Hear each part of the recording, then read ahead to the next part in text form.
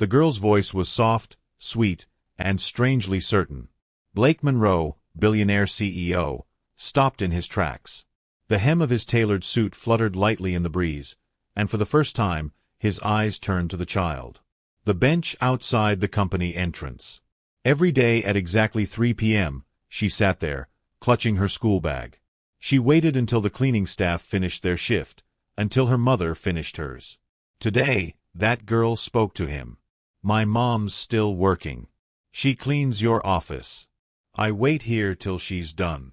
Her eyes were bright, and her lips curled into a smile. But her words were strange. "A bug. A black machine." Blake said nothing and walked into the elevator. That day, his fingers clenched tighter than usual. When he shut the office door behind him, he looked under his desk, not because he believed her, but just because. There it was. A faintly glowing LED. Unbelievable. Yet real. That night, Blake broke his routine. No late-night meetings. No reports. He called security. Reviewed logs. Searched every corner of his office. No one knew when or how the bug was installed. No one except the little girl. The next day, she was there again. Sunlight fell on her shoulders as she hummed quietly and drew on a piece of paper. Blake approached. "What's your name?" That's how it all began. Every day at 5:45 a.m. sharp, Blake Monroe grabbed the same coffee cup, walked the same hallway, and entered the same elevator. He never looked at his phone in the elevator. He preferred to watch his own reflection. At 6:10, the office lights turned on, and the blinds rolled up. He sat in silence and got to work. Paperwork, meetings, graphs, numbers. No emotion. No people. Just performance. He'd been taught never to show emotion. Emotions meant weakness. So he became the strongest by staying silent. Meanwhile, at 3:10 p.m., on a bench by the front door, Mia sat with red sneakers swinging. Every day after school, she waited for her mom to finish cleaning. She watched the windows. Sometimes she drew. Sometimes she hummed. Sometimes she just listened. People called her the little guard. Security occasionally bought her ice cream. But Blake never looked her way. Never smiled. Never cared. But since finding that bug, he started reviewing the security footage. The bench. The girl. The people who passed by her. Blake told himself, "I need to hear what that girl said, again." Sometimes, one sentence is all it takes to shake a whole world. Yesterday the light was blinking, but today it's not. Mia sat in the same spot, her voice slightly louder than yesterday. Blake paused. Same suit. Same silence. But his steps halted for 3 seconds. He didn't respond. Didn't turn. He glanced at his watch and walked inside. But her words stuck in his head. He entered the elevator and, just before the doors closed, saw her small silhouette through the glass. Swinging her legs. Looking at the sky. Waiting. Upstairs, Lena was cleaning the 5th-floor restroom. Since Blake's call the day before, she'd been anxious. "If my daughter causes trouble, we'll lose this job." Everything they had came from this building. She warned Mia not to talk to anyone at the office. But once again, Mia had spoken to the CEO. That afternoon, Blake finished his meeting. A note was left on his desk. "The girl's name is Mia. Her mother is Lena Moore." He stared at it and circled the name with his pen. Later that day, Blake crossed the lobby, and for the second time, stopped at the bench. "How did you know about that machine?"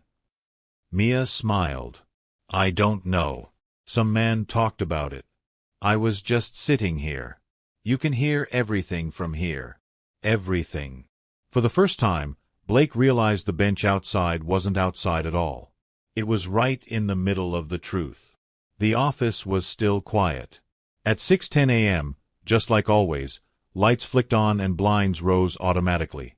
But Blake Monroe wasn't sitting at his desk. He was on his knees, peering beneath it. The same spot Mia had pointed to. Her little finger had landed precisely where the carpet lifted slightly. He pulled gently. A faint snap. A tiny black transmitter fell out. Still functioning. A soft, blinking LED. This was no prank. Someone had been listening. He placed the device on the desk and stared at it. Security was called. Logs were scanned. Experts brought in. But no one knew when or how it had been planted, except, maybe, for the girl outside.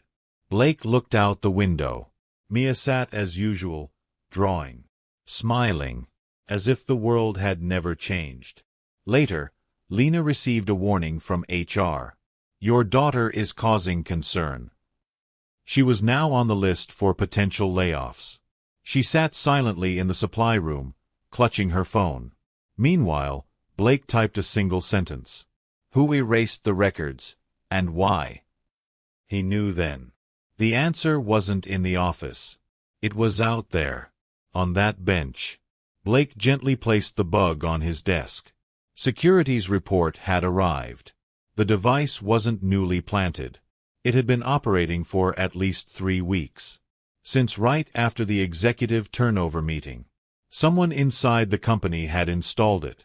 Someone who knew his schedule, his movements, and had access to his office. He reviewed access logs. Staff, janitors, IT maintenance. One name stood out, Richard Dane. Vice President. His only friend. The one man who entered Blake's office without knocking. But his logs? Too clean. Too perfect. In the days before the bug appeared, Richard's visits weren't recorded. Deleted. Blake's eyes grew cold. Without a word, he requested server backups. Too late. The automatic backup had stopped at 2 a.m. the night before. Someone is covering their tracks. Again, Mia came to mind. The child no one noticed had spoken the truth before anyone else. Outside, it was overcast. Mia wore her mom's windbreaker, zipped to her chin. She wasn't lonely. She wasn't scared. That same afternoon, Lena received a message. Your presence is unsettling to our staff. Blake wrote one line on his computer. The records were erased. But the girl remembered. He had to return to the bench. Because answers weren't inside these walls. They were sitting quietly, outside, waiting. Security badges flashed red at 7:15 a.m. Lena Moore's hands shook as she tried to swipe her card again. Access denied. 2 guards flanked her. One grabbed her cleaning cart. The other escorted her to the basement interrogation room. Mia was still on the bench outside, unaware her mother had been taken. She drew circles on her paper. Blue ones. Then red ones. At 7:22, a guard approached her too. Blake watched from his office window. The girl's small frame disappeared through the glass doors. He turned back to his computer screen.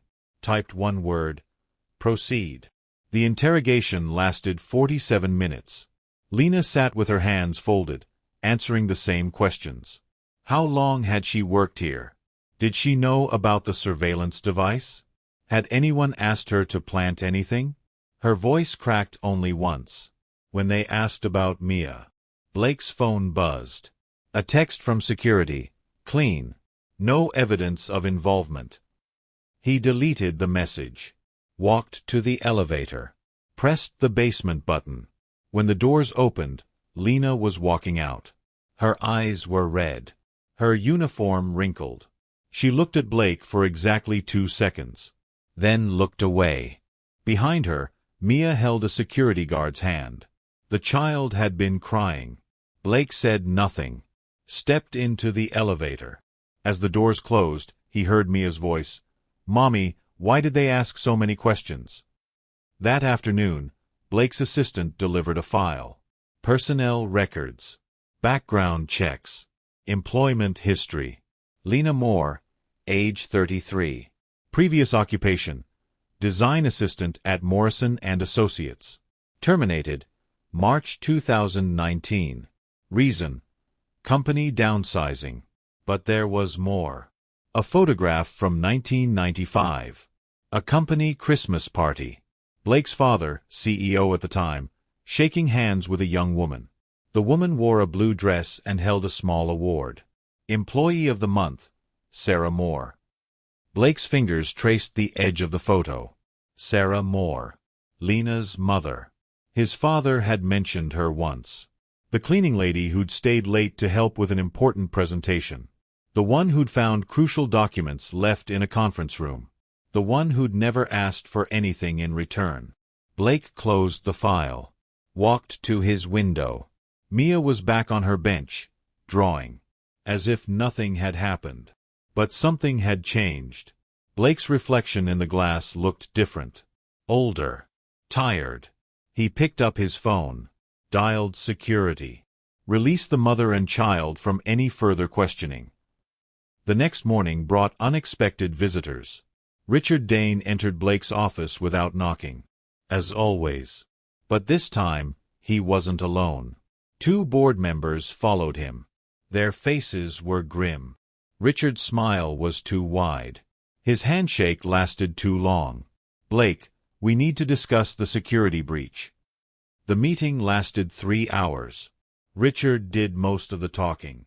He suggested bringing in external investigators. Recommended reviewing all staff with building access. Proposed immediate termination of suspicious personnel. Blake listened. Nodded occasionally. But his eyes never left Richard's face. There was something different about his old friend. The way he avoided eye contact when mentioning the cleaning staff. The way his voice changed when he said Lena's name. The way he smiled when discussing terminations. After the board members left, Richard lingered. You know, Blake, sometimes the threat comes from where you least expect it. He gestured toward the window. Toward the bench outside. That woman and her child. They're here every day. Watching. Listening. Blake's jaw tightened. They're not a threat. Richard's smile widened. How can you be so sure? That evening, Blake stayed late. He reviewed security footage from the past month. Frame by frame.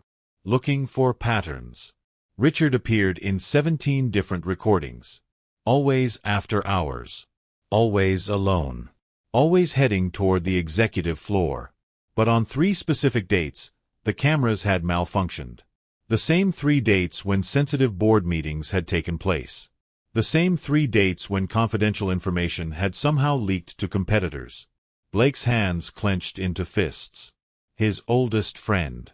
His most trusted advisor. His greatest threat. The next day, Mia approached Blake's car in the parking garage. She held a small chocolate bar. The kind from the vending machine downstairs. This is for you, she said simply. Blake stared at the chocolate. It was slightly melted from her small, warm hands. The wrapper was torn at one corner. He took it. Looked at it for a long moment. Then dropped it in the nearest trash can. Mia's face crumpled. Not with tears. With something worse. Understanding. Lena appeared from behind a concrete pillar. She'd been watching. Her arms wrapped around her daughter. Her eyes met Blake's for the 3rd time. This time, she didn't look away. This time, her expression wasn't fear. It was disappointment. They walked away together. Mother and daughter. Leaving Blake alone with his car. And his choices. That night, he couldn't sleep. He kept thinking about the chocolate. About the child's face. About his father's photograph. At 3:17 a.m., he went to his office. Retrieved the chocolate from the trash. It was still there. Slightly crushed but intact. He unwrapped it. Took a bite. It was sweet. Sweeter than anything he'd tasted in years. By morning, whispers had started. In the break room. In the elevators. In the parking garage. Did you hear about the cleaning lady? They say she's been spying. Recording private conversations. Selling company secrets. The rumors spread like wildfire. Each telling more dramatic than the last. Each accusation more damning. Lena heard them all. She kept her head down. Continued cleaning. But her hands shook when she held her mop.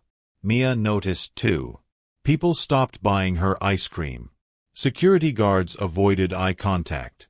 The friendly receptionist pretended not to see her.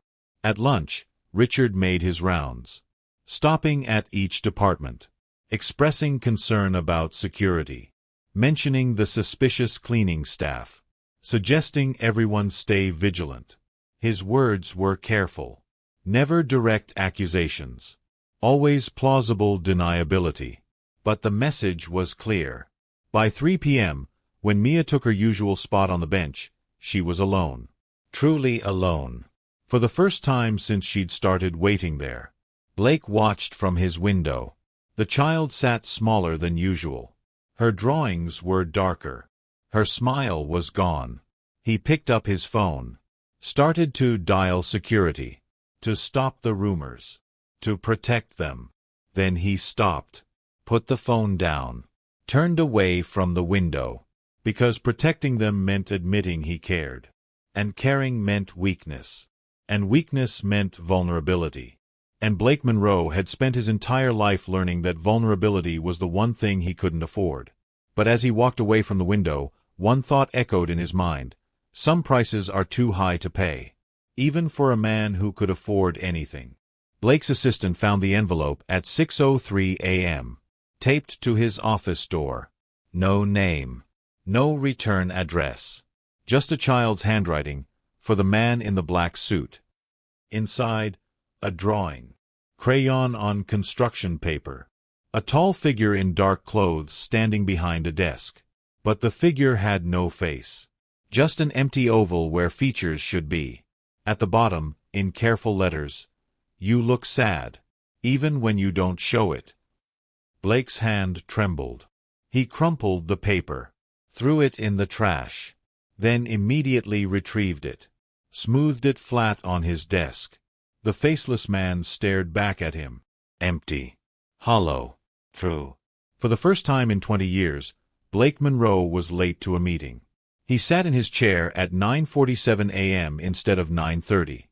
His coffee grew cold. His schedule collapsed like dominoes. The morning briefing became afternoon chaos. Lunch appointments were canceled. Conference calls were rescheduled. Blake's assistant knocked 3 times. Each time, he waved her away. He couldn't stop looking at the drawing. At the empty face that somehow captured everything. By 2 p.m., his hands were shaking. By 3 p.m., he'd missed 4 important calls. By 4 p.m., the board was asking questions. Richard appeared in the doorway. "Blake, everything all right?" Blake folded the drawing. Slipped it into his jacket pocket. "Fine. Just tired." But Richard's eyes lingered on the trash can. On the crumpled papers Blake had discarded. On the signs of a man coming undone. His smile was too knowing. Too satisfied. As if he'd been waiting for this moment. Blake's desk phone rang 17 times that afternoon. He answered none of them. Instead, he stared out his window at the empty bench below. The bench where Mia used to sit. The bench where truth had first spoken to him. At 4:30, his door burst open. No knock. No announcement. Richard strode in with 2 board members behind him. "Blake, we need to talk." The intervention lasted 47 minutes. Richard did most of the speaking. Concerns about Blake's recent behavior. Questions about his decision-making capacity. Suggestions about temporary leave. Blake listened in silence. His fingers traced the folded drawing in his pocket. The faceless man who was finally learning to see.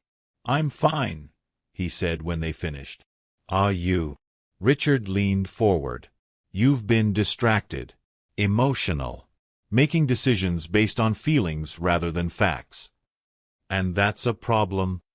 "For a CEO?" "Yes." Blake stood up. Walked to his window. The bench was still empty. But for the first time, he could imagine it filled again. Maybe being a CEO isn't the most important thing. The silence behind him was deafening. 3 men who'd never questioned the hierarchy. Never imagined that power might not be the ultimate goal. Never considered that a faceless man might choose to find his soul. That evening, Blake did something unprecedented. He left work at 5:30 p.m., walked to the parking garage, and stopped. Lena was loading her cleaning supplies into an old Honda. Mia sat in the passenger seat, coloring. The same careful strokes. The same focused concentration. Blake approached the car. His footsteps echoed off concrete walls. Lena looked up. Her body tensed. "I received your daughter's drawing." Lena's eyes widened. "I'm sorry. I told her not to." It was accurate.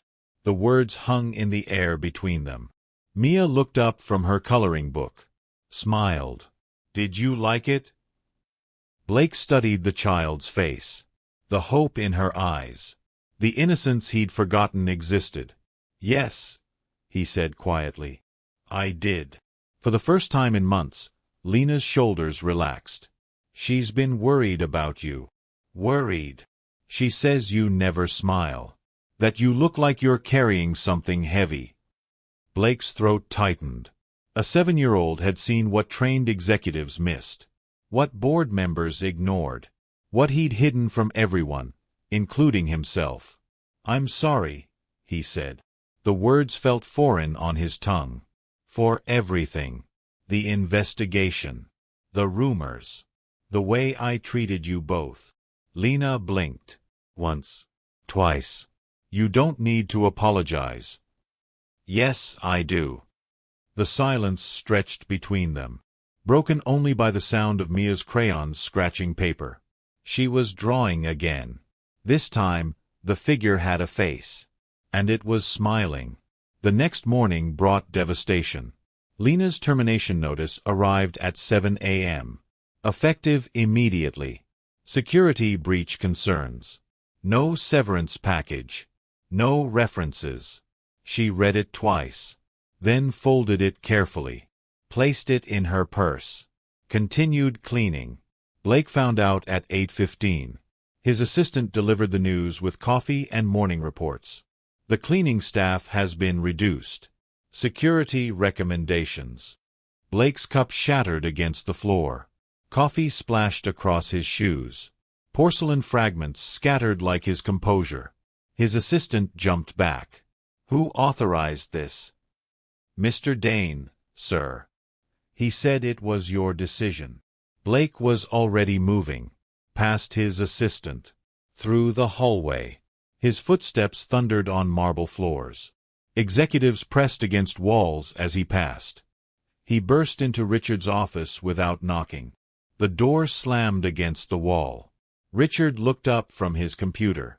Smiled. That same knowing smile. "Blake. Good morning. Reinstate her. Now." "Who?" Blake's vision blurred with rage. His hands clenched into fists. 20 years of friendship evaporating in seconds. "You know who." Richard leaned back in his chair. Completely calm. Completely in control. "I'm afraid that's not possible. The board was very clear about security risks." Blake stepped closer. His shadow fell across Richard's desk. "She's not a risk." "How can you be certain?" "Her daughter has been remarkably observant. Perhaps too observant." The threat was subtle but clear. Richard wasn't just targeting Lena. He was targeting Mia. A 7-year-old girl who'd done nothing but tell the truth. Blake's voice dropped to a whisper. "If anything happens to them, are you threatening me, Blake?" The question hung in the air. Blake realized he was. For the first time in his life, he was choosing people over profit. Emotion over logic. Heart over head. "Just reinstate her." Richard's smile widened. "I'm afraid the decision is final." Blake turned and walked out. But not in defeat. In determination. That afternoon, he found Lena in the parking garage. She was loading the last of her supplies. Her movements were mechanical. Defeated. But her spine was straight. Her dignity intact. "Don't go." She looked up. "I don't have a choice." "Yes, you do. I'm offering you a position. Executive assistant. Better pay. Better hours. Lena shook her head. I can't accept charity. It's not charity. It's justice. And when your board finds out, when your friend decides I'm still a threat, what happens to Mia then? Blake had no answer, because she was right. Richard wouldn't stop. The board wouldn't understand. And a 7-year-old girl would pay the price. I have to protect her, Lena whispered. Blake watched them drive away, mother and daughter, disappearing into traffic, into a life he couldn't follow, into a world he couldn't protect.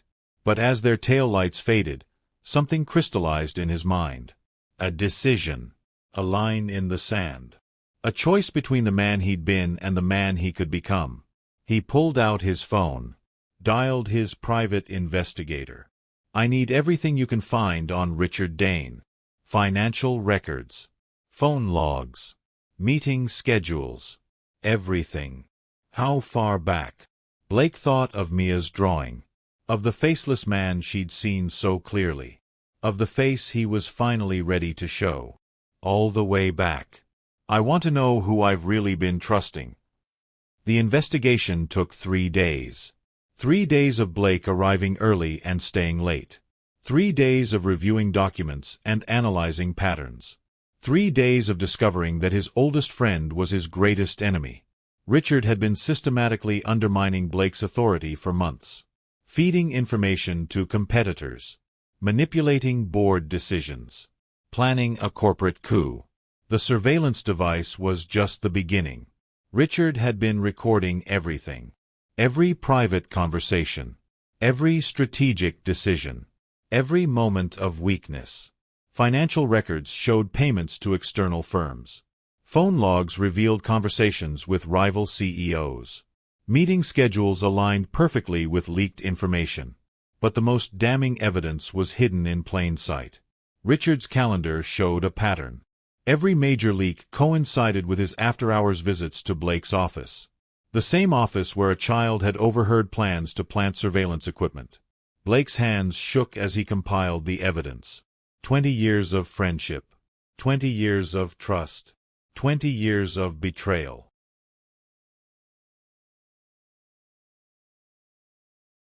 His phone buzzed. A text from an unknown number. Mia wants to show you something.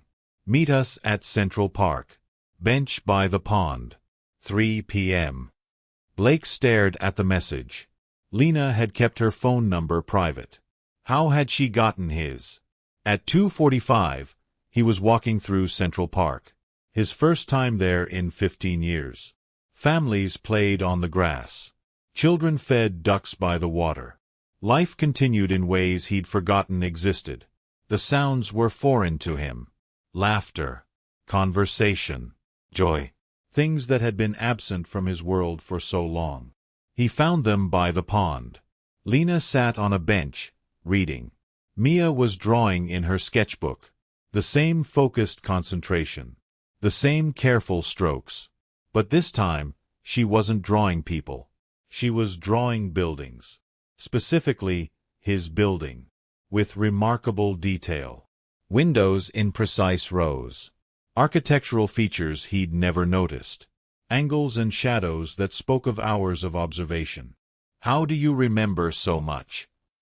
Blake asked. Mia looked up. I pay attention. Mommy says most people don't. She flipped to another page. A drawing of the 27th floor. The executive conference room. The table where board meetings were held. The chairs where decisions were made. I was there last week, she said casually. Blake's blood ran cold. What? When Mommy was cleaning late. I got bored waiting. So I explored. She turned another page. This time, it was a drawing of 2 men talking. One tall and thin. One shorter and broader. Both in expensive suits. Both recognizable. They were talking about you, Mia continued. The thin one said you were getting too soft. That you needed to be replaced. Blake's hands shook as he took the sketchbook. The detail was incredible. The faces were recognizable. Richard and board member Harrison. Plotting his downfall. Planning his destruction. Did they see you? Mia shook her head. I'm good at being invisible. People don't notice kids. She flipped to another page. Another drawing. This one showed Richard at a computer, deleting files. The timestamp on the screen was clear, 2:17 a.m. The date matched one of the missing security logs. He was there really late, Mia said, after everyone else went home. He kept looking around like he was scared someone would see him. Another page. Richard meeting with a man in the parking garage. Money changing hands. Documents being exchanged. Who is that? Blake asked, pointing to the second man. I don't know. But he had a badge from that other company. The one with the blue logo. Blake's competitor. The company that had been winning contracts with insider information. The company that somehow knew Blake's every strategic move. Lena was watching Blake carefully. She wanted to show you before we left town. Left town. Blake's heart stopped. They were still planning to leave. The only people who'd seen him clearly were walking away. And he was letting them go. We can't stay, Lena said quietly. It's not safe for Mia. Richard made that clear. Blake looked at the drawings spread between them. Evidence of betrayal. Proof of conspiracy. The work of a child who saw what adults missed. What if I could make it safe? Lena shook her head. Blake, you don't understand. Men like Richard don't give up. They find ways to hurt people. Not if they're in prison. The words hung in the air. Blake knelt down in front of Mia. I level with the child who'd changed everything. The child who'd seen through walls and facades. The child who'd drawn his soul before he knew he had one. Will you help me? One more time. Mia studied his face. The face she'd drawn without features. The face that was finally learning to show emotion. The face that was no longer empty. What do you need me to do? Blake smiled. A real smile. The first one in 20 years. The first one that reached his eyes. The first one that meant something. I need you to be invisible one more time. The plan was simple, elegant, and completely dependent on a 7-year-old girl's ability to remain unseen. Blake would call an emergency board meeting. Richard would attend, confident in his control. And Mia would be there, hidden, listening, recording. But this time, she wouldn't be alone. Blake's private investigator would be nearby. Professional equipment would capture everything. And the truth would finally have a voice. Are you sure about this? Lena asked. Blake looked at the drawings spread between them. Evidence of betrayal. Proof of conspiracy. The work of a child who saw what adults missed. I've never been more sure of anything. That night, Blake didn't sleep. He sat in his apartment, staring at Mia's drawings. Each one a piece of a puzzle he'd been too blind to see. Each one a truth he'd been too afraid to face. His phone rang at midnight. Richard's name on the screen. Blake, I heard you called an emergency meeting. Yes. Is everything all right? You've been acting strange lately. Blake smiled in the darkness. Everything's fine, Richard. Better than fine. What's the meeting about? You'll find out tomorrow. He hung up. For the first time in months, Blake Monroe slept peacefully. Because tomorrow, the faceless man would finally show the world who he really was. And more importantly, who he was choosing to become. The emergency board meeting was called for 9 a.m. sharp. Blake arrived at 8:30. Richard was already there. Sitting in Blake's chair. Reading Blake's files. Smiling that familiar, predatory smile. Morning, Blake. Hope you don't mind. I was reviewing the quarterly reports. Blake said nothing. Walked to the window. Checked his watch. 8:32 a.m. In the building's ventilation system, Mia crawled through darkness. Her small frame moved silently through metal ducts. A tiny recording device clipped to her shirt. Blake's private investigator had taught her how to use it. One button. Red light means recording. She reached the conference room vent. Peered through the grate. Richard was still in Blake's chair. Still reading confidential documents. Still acting like he owned everything. At 8:45, the other board members arrived. Harrison, Peterson, Williams. Men who'd known Blake for decades. Men who trusted Richard's version of events. Richard stood up. Straightened his tie. "Gentlemen, thank you for coming. I'm afraid we have a serious situation." Blake remained by the window. Silent. Waiting. "Blake has been exhibiting increasingly erratic behavior," Richard continued. "Emotional outbursts. Poor judgment. Compromised decision-making." Harrison nodded gravely. "We've noticed the changes. Yesterday, he threatened me physically. Over a cleaning woman and her child." Peterson frowned. "Threatened you? He's become obsessed with these people.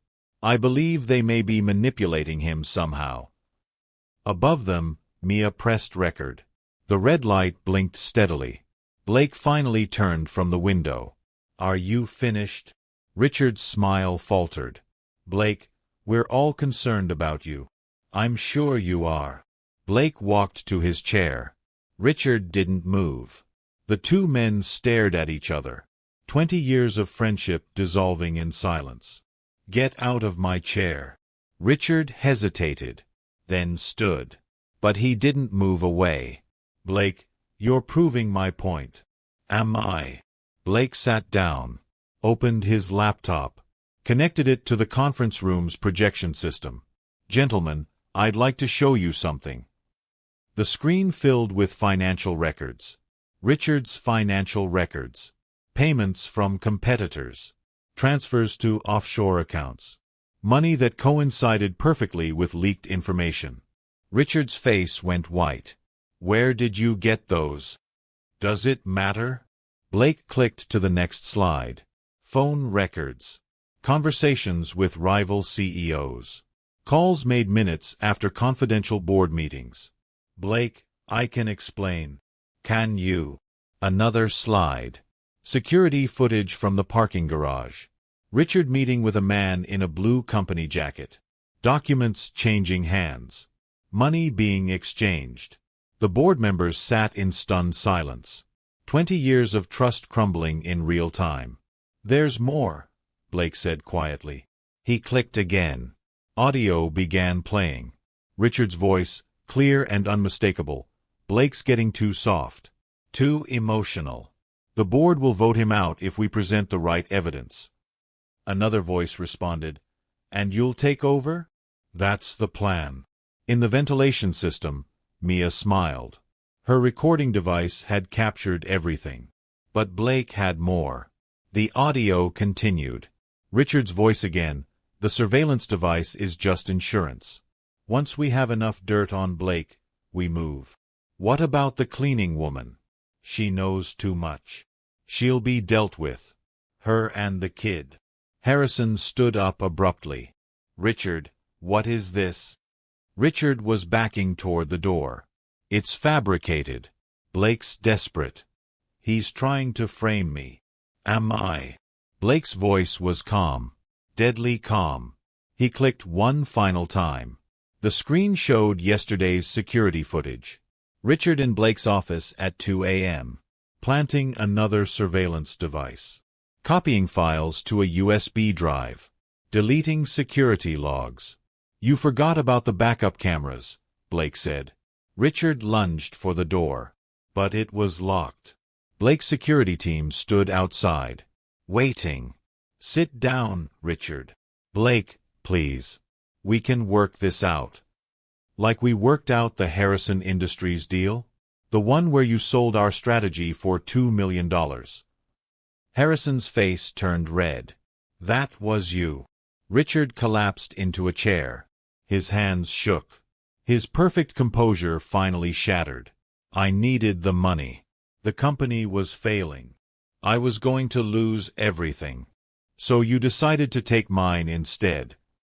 Blake stood up, walked around the table, stopped directly in front of his former friend. Did you really think a 7-year-old girl wouldn't notice you? Richard looked up, confusion in his eyes. Children see everything, Richard. They just don't know what it means until someone explains it to them. Blake nodded toward the ceiling, toward the ventilation grate where Mia was hidden. She's been watching you for weeks, drawing everything, recording everything. Richard's face crumpled. A child? You used a child. I didn't use anyone. She chose to help. Because unlike you, she understands the difference between right and wrong. The door opened. FBI agents entered, badges flashing, handcuffs ready. Richard was arrested on 17 counts of corporate espionage, fraud, theft, conspiracy. The evidence was overwhelming. The case was airtight. As they led him away, Richard looked back at Blake. This isn't over. Blake smiled. Yes, it is.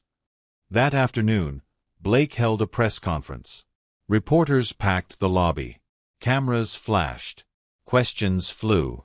But Blake's attention was focused on 2 people in the back. Lena and Mia. Standing quietly. Watching. Ladies and gentlemen, Blake began. Today, we exposed a conspiracy that threatened not just our company, but the principle of trust itself. He paused. Looked directly at Mia. The truth came to light because someone was brave enough to speak up. Someone who saw what others missed. Someone who proved that heroes come in all sizes. Mia blushed, hid behind her mother. I want to thank Lena Moore and her daughter Mia. Without their courage, this betrayal might never have been discovered. The reporters turned. Cameras focused on the woman and child in the back. Lena shook her head.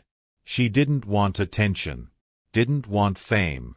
But Blake wasn't finished. Effective immediately, I'm establishing the Moore Foundation, a scholarship fund for children who demonstrate exceptional observation skills and moral courage. Mia's eyes widened. A foundation? For kids like me? Blake nodded. For kids exactly like you. After the press conference, the 3 of them sat in Blake's office.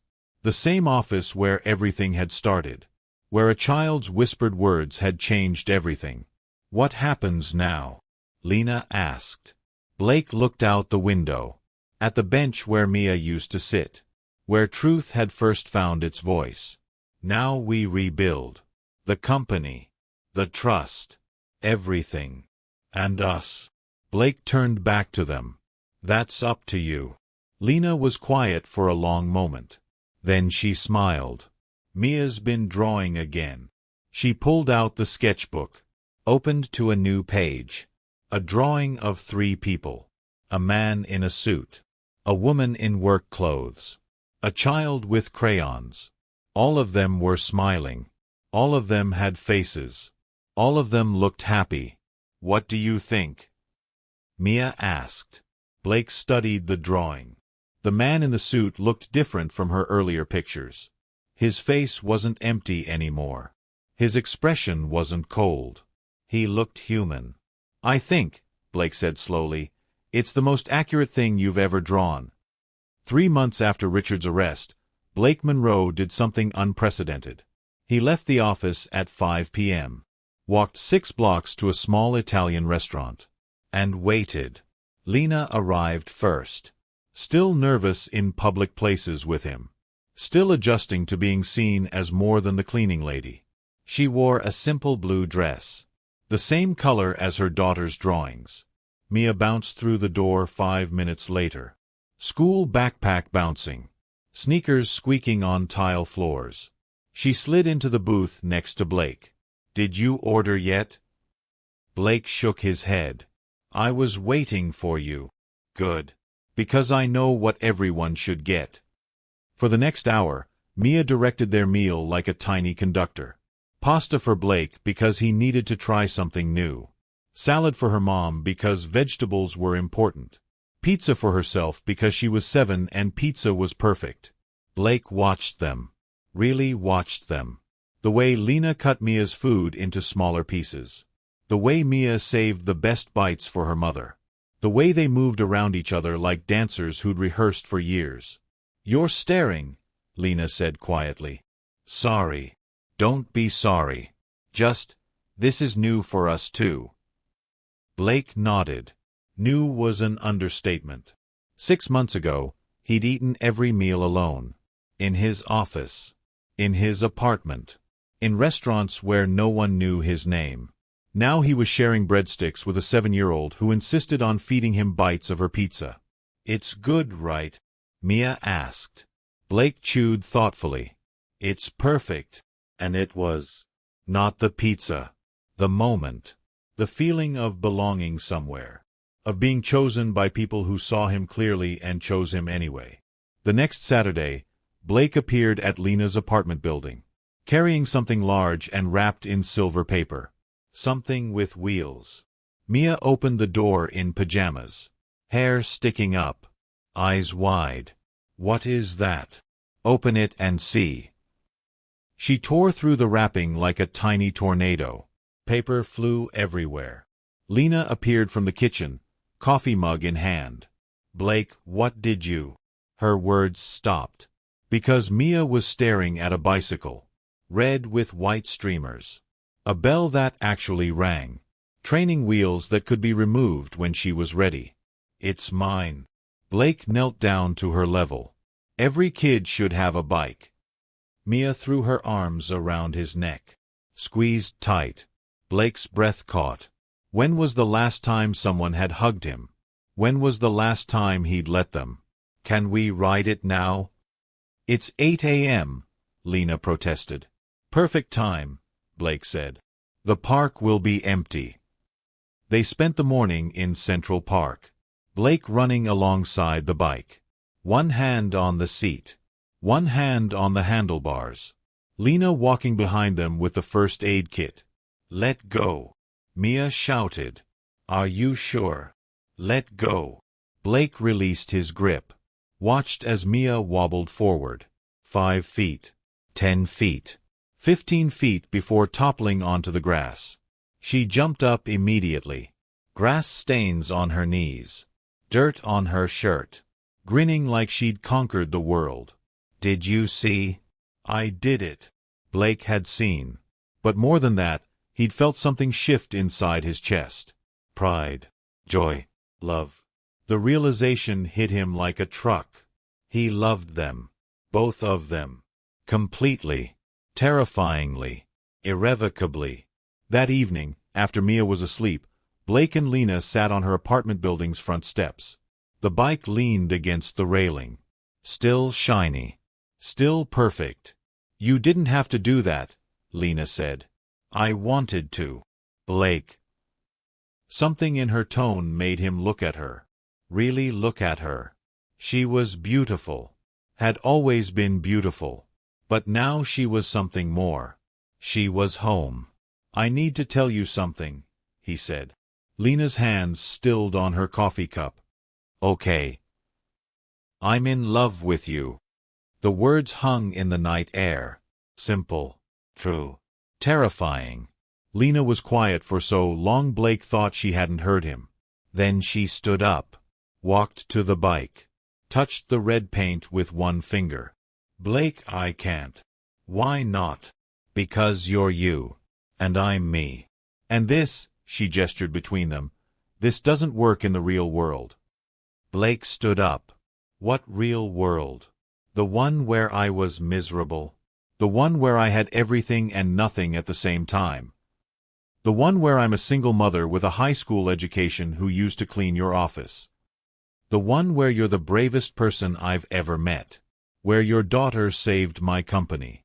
Where you both saved me." Lena shook her head. "People will talk. Let them. The board will question your judgment. They already do. Mia will get hurt when this falls apart." Blake stepped closer. "What if it doesn't fall apart? What if this is the thing that finally makes sense?" Lena looked at him.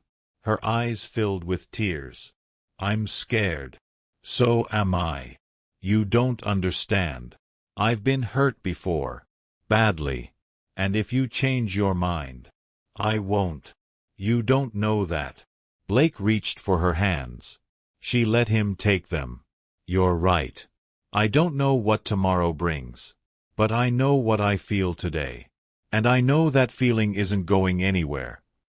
Lena pulled her hands away. I need time. Blake nodded. Take all the time you need. But as he walked away, his heart was breaking. Because he'd finally found something worth fighting for. And he might lose it anyway. The letter arrived on Monday morning. Hand-delivered to his office. Lena's careful handwriting on cream-colored paper. Blake, you asked me what I was afraid of. The truth is, I'm afraid of everything. I'm afraid of not being enough for you. I'm afraid of Mia getting attached and then losing you. I'm afraid of people thinking I'm using you. I'm afraid of you realizing I'm not worth the trouble. But mostly, I'm afraid of how much I care about you. I've been alone for so long that I forgot what it felt like to want someone to stay. To want someone to choose me. To want someone to love my daughter as much as I do. You do all of those things. You make me remember who I was before life made me small. You make Mia believe she can do anything. You make us feel like we matter. I don't know if this will work. I don't know if we make sense. But I know that when you're not here, the world feels dimmer. If you're willing to try, so am I. Lena. P.S. Mia drew you another picture. She says it's what happiness looks like. Blake read the letter 3 times. Then called his assistant. Cancel my meetings. All of them. All of them. He was at Lena's apartment in 20 minutes. She opened the door like she'd been waiting. Maybe she had been. They didn't talk. Not at first. Blake stepped inside. Lena closed the door. And then they were in each other's arms. Kissing like teenagers. Like people who'd been holding their breath for months. Like people who'd finally found their way home.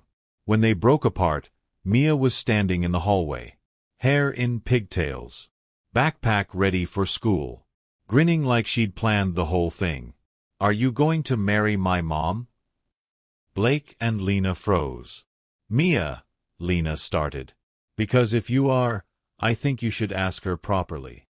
With a ring and everything. Blake knelt down. Would you like that? I'd like it a lot. But only if you promise to stay. For real. Forever. Blake looked at this tiny person who'd changed his entire world. Who'd seen through his walls before he knew they existed. Who'd trusted him when he didn't trust himself. I promise. Pinky promise. Blake held out his pinky. Mia wrapped hers around it. Now you can't break it. Pinky promises are magic. That afternoon, Blake left work early again. Drove to the jewelry district. Walked into the most exclusive store on the block. I need a ring, he told the salesman. What kind of ring? Blake thought about Lena. About her strength. About her beauty. About the way she'd looked at him when she'd said she was willing to try. The kind that says forever. 2 hours later, he was back at Lena's apartment. The ring box felt heavy in his pocket. Heavier than any business decision he'd ever made. More important than any contract he'd ever signed. Lena opened the door. Saw his face. Blake. What's wrong? Nothing's wrong. Everything's right. He pulled out the ring box. Dropped to one knee right there in the hallway. Lena Moore, will you marry me?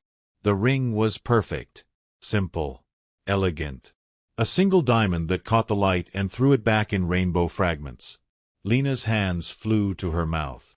Blake. I know it's fast. I know it's crazy. But I've spent 41 years being careful and logical and safe. And I've never been happier than I am right now, in this hallway, asking you to take a chance on us. Lena looked at the ring. At Blake. At Mia, who was peeking around the corner. Yes, she whispered. Yes. Yes. Blake slipped the ring onto her finger. It fit perfectly, like it had been made for her, like she'd been made for him. Mia came running. She said yes. She said yes. Blake scooped her up, spun her around. The three of them laughing and crying and holding each other. A family, finally, completely, forever. 6 months later, they were married in Central Park, by the pond where they'd made their plans, near the bench where Mia used to draw, surrounded by friends and colleagues and the board members who'd learned to see Blake's happiness as a strength, not a weakness. Mia was the flower girl. She wore a white dress and carried a basket of rose petals. But instead of scattering them on the ground, she handed them to people in the crowd. Everyone should have flowers, she explained. Blake wore his best suit, the same black one from Mia's early drawings. But now it didn't look cold. It looked right. Lena wore her mother's wedding dress, altered to fit, updated with new lace, but carrying the love of generations. When they kissed, Mia cheered. The crowd applauded. And Blake Monroe realized that all his life, he'd been building toward this moment. This choice. This love. This family. Their first home was Lena's apartment. Blake sold his penthouse, moved into 2 bedrooms and 1 bathroom and a kitchen where the three of them barely fit. It was perfect. Mia's artwork covered the refrigerator. Lena's books filled the shelves. Blake's suits hung next to her dresses. His ties mixed with her scarves. His life intertwined with theirs. Every morning, Blake walked Mia to school. Not because he had to. Because he wanted to. Because her chatter made the day brighter. Because her hand in his made him remember what it felt like to be needed. "Mr. Blake," she said one morning, "can I ask you something?" "Anything. Are you happy?" Blake stopped walking, looked down at this child who'd saved his life without even trying, who'd taught him that the most important questions came from the smallest voices. "Yes," he said. "I'm happy." "Good. Because you look different now." "Different how?" "Like you have a face." Blake laughed. "I always had a face." "No, you didn't. Not a real one. But now you do. And it's a good face." She skipped ahead, left Blake standing on the sidewalk, thinking about faces and masks and the difference between existing and living. That evening, he hung Mia's latest drawing in his office, right behind his desk, where everyone could see it. It showed 3 people holding hands, standing in front of a building, all of them smiling, all of them real. His assistant knocked. "Mr. Monroe, the quarterly reports are ready." "In a minute." Blake stared at the drawing, at the family Mia had created with crayons and construction paper, at the life he'd never known he wanted. His phone buzzed. A text from Lena, "Dinner in 20 minutes. Mia made dessert." "It's interesting." Blake smiled, grabbed his jacket, left the quarterly reports on his desk. Because some things were more important than numbers. Some meetings mattered more than boardrooms. Some voices deserved to be heard above the noise of business and ambition and the endless pursuit of more. As he walked out of the building, Blake passed the bench where it all began, where a 7-year-old girl had whispered the truth, where everything had changed. A new child sat there now, waiting for her mother, drawing in a sketchbook, looking up at the building with curious eyes. Blake stopped. "What are you drawing?" The girl held up her picture. A building. His building. But in her version, it had windows shaped like hearts. And people were flying out of them. Flying toward something better. "It's where dreams come true," she explained. Blake nodded. "Yes," he said. "It is." He walked home to his family. To dinner and homework and bedtime stories. To a life that had started with a whisper and grown into a symphony. To the revolutionary discovery that sometimes the most important thing a powerful man can do is kneel down, listen carefully, and let a child's voice change the world. Behind him, The building stood tall against the evening sky. No longer a fortress. No longer a place where faces remained hidden. But a beacon. A reminder. A testament to the truth that had been whispered on a bench by a 7-year-old girl. Everyone deserves to be seen. Everyone deserves to be heard. Everyone deserves to matter. And sometimes, when you're brave enough to listen, the smallest voices carry the most important messages of all. The end was really the beginning. Of a family built on truth. Of a love that started with courage. Of a life that proved that the most powerful transformations happen when we choose connection over control. When we choose to see. When we choose to hear. When we choose to love. The building's lights twinkled in the darkness. But the real illumination came from the knowledge that inside those walls, a man had learned to be human. A woman had learned to be valued. And a child had learned that her voice could change everything. Some stories end with power. Some with money. Some with conquest. This one ended with something rarer. Something more precious. Something that could only be drawn by someone who understood that the most important victories are measured not in dollars or deals, but in moments. In laughter around a dinner table. In bedtime stories read with different voices. In morning walks to school. In the quiet certainty that you are exactly where you belong. With exactly the people who see you clearly. And choose you anyway. Every single day. Forever. Years later, when people asked Blake Monroe about the moment his life changed, he would smile and point to a framed drawing on his office wall. A simple picture of 3 people holding hands. Drawn by a 7-year-old girl who saw the world not as it was, but as it could be. Who taught a billionaire that the most valuable currency wasn't money. It was connection. It was courage. It was the revolutionary act of choosing love over fear.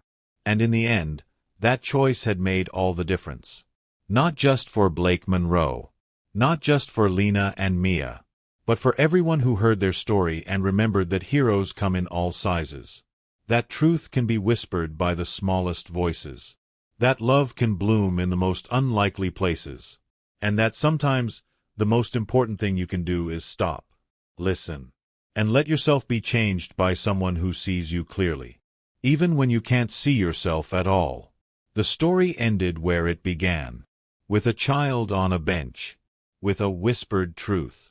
With the radical idea that everyone deserves to be heard.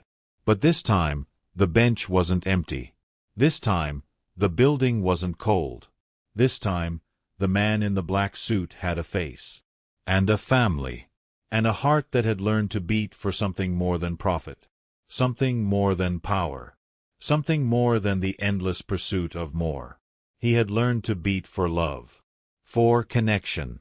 For the simple, revolutionary truth that had been whispered on a bench by a 7-year-old girl.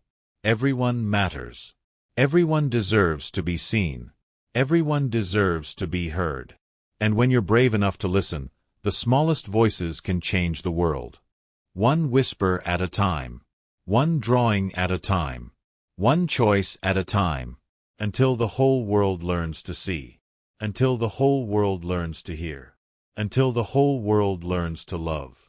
The way a 7-year-old girl taught a billionaire to love. With courage. With truth. With the unshakable belief that everyone deserves a chance to be happy. Everyone deserves a chance to belong. Everyone deserves a chance to matter. And sometimes, when you're brave enough to give them that chance, you discover that you needed it too. More than you ever knew. More than you ever imagined. More than you ever thought possible. The drawing on Blake's wall never faded. The colors stayed bright. The smiles stayed real. The love stayed true. Because some things are too precious to lose. Some voices are too important to ignore. Some truths are too powerful to forget. And this was one of them. A truth whispered by a child. Heard by a man who had forgotten how to listen. Changed by a love he never saw coming. Until it was too late to turn back. Until it was too late to run away. Until it was too late to be anyone other than who he was meant to be. A father. A husband. A man who had learned that the most important meetings happen at eye level with a 7-year-old. And the most important decisions are made with your heart. Not your head. Not your wallet. Not your fear. But with the part of you that remembers what it's like to be small. To be unseen. To be unheard. Until someone kneels down, looks you in the eye, and asks, "What's your name?" That's how it all began. That's how it all changed. That's how it all became exactly what it was meant to be. A love story. A family story. A story about the power of seeing and being seen. Of hearing and being heard. Of choosing connection over control. Of choosing love over fear. Every single day. Forever. 5 years had passed since the day Blake Monroe learned to listen. The building still stood tall on Fifth Avenue. But everything inside had changed. Blake's corner office was empty now. Not because he'd been forced out. Because he'd chosen to leave. The new CEO was younger. Hungrier. More focused on quarterly profits than quarterly hugs. But Blake didn't mind. He had found something more valuable than a corner office. He had found his purpose.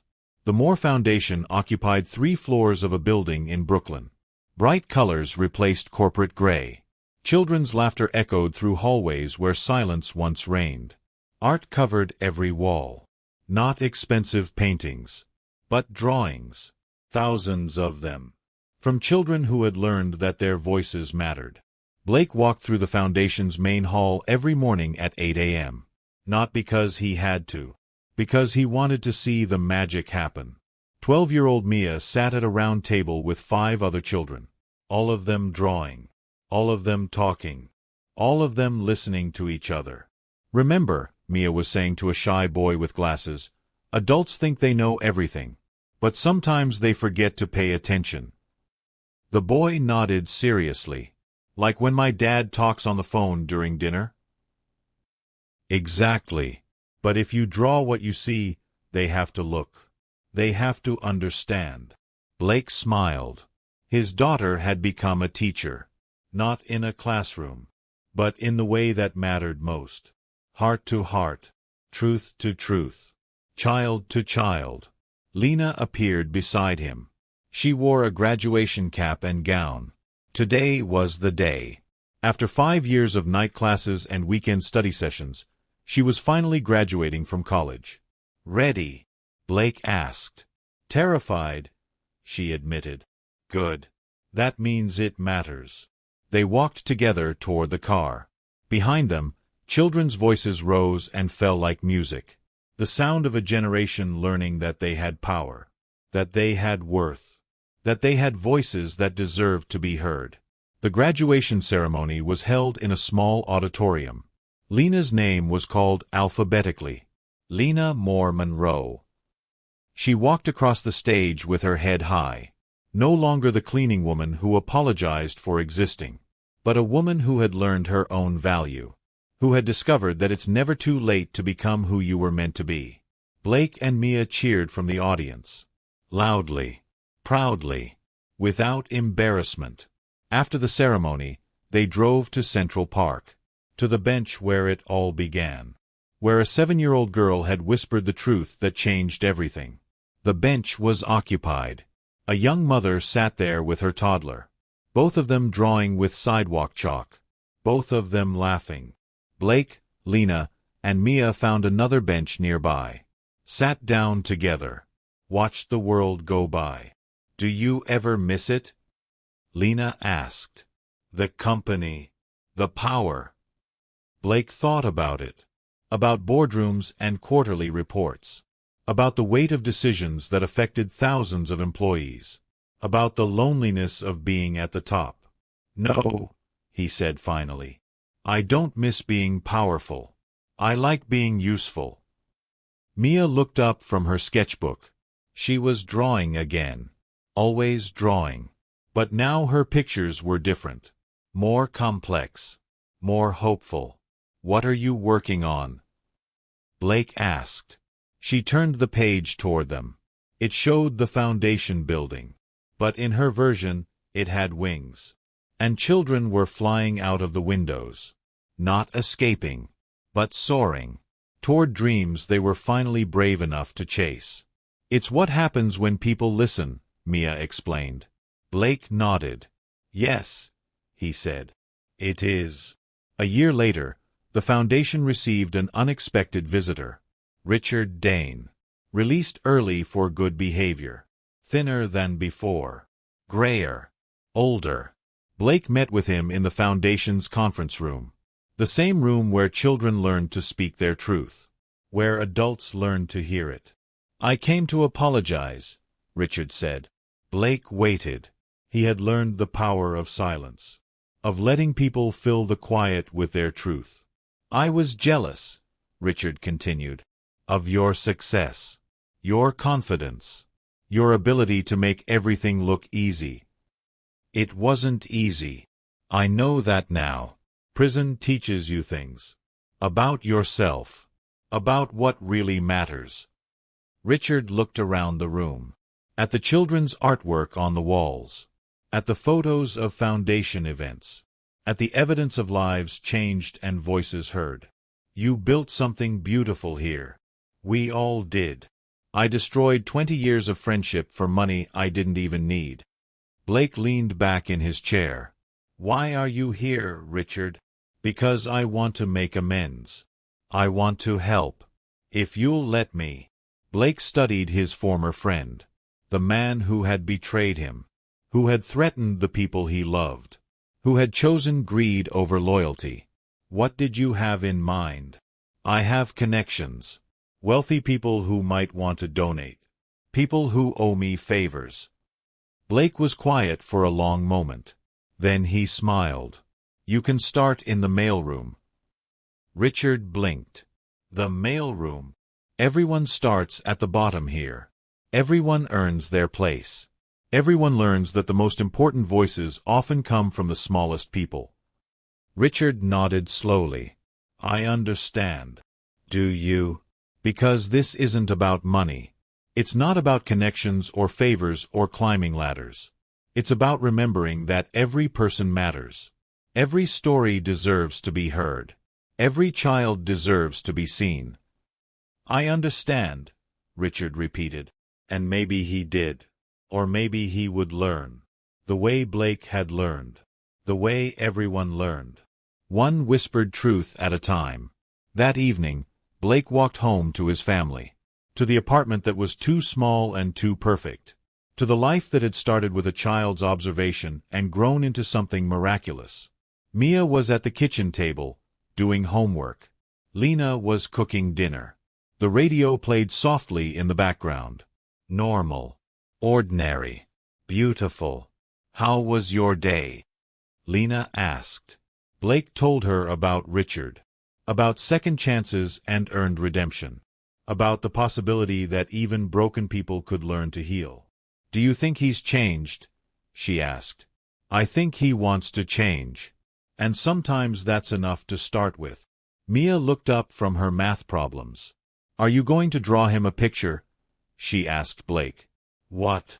When I was little and you were sad, I drew you pictures. To help you understand. Maybe Richard needs a picture too. Blake laughed. I'm not much of an artist. That's okay.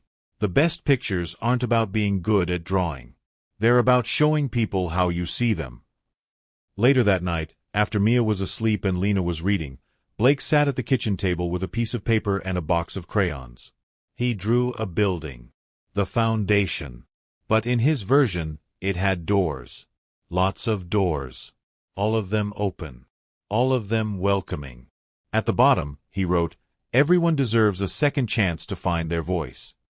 The next morning, he left the drawing on Richard's desk. In the mailroom. Where second chances began. Where voices were discovered. Where even the most broken people could learn to listen. And maybe, if they were very lucky, learn to be heard. The way a 7-year-old girl had taught a billionaire to be heard. With courage. With truth. With the revolutionary understanding that everyone has something important to say. If you're brave enough to listen. If you're wise enough to hear. If you're human enough to care. The drawing stayed on Richard's desk for months. A reminder. A challenge. A promise. That it's never too late to change. Never too late to grow. Never too late to become the person you were meant to be. Even if it takes a child to show you the way. Even if it takes a whisper to wake you up. Even if it takes losing everything to find what really matters. The foundation grew. The children flourished. The voices multiplied. And Blake Monroe learned that the most important legacy isn't money or power or buildings with your name on them. It's the lives you touch. The voices you help find. The truth you help speak. One whisper at a time. One drawing at a time. One choice at a time. Until the whole world learns to listen. The way a 7-year-old girl taught them to listen. With their hearts wide open. And their voices ready to answer.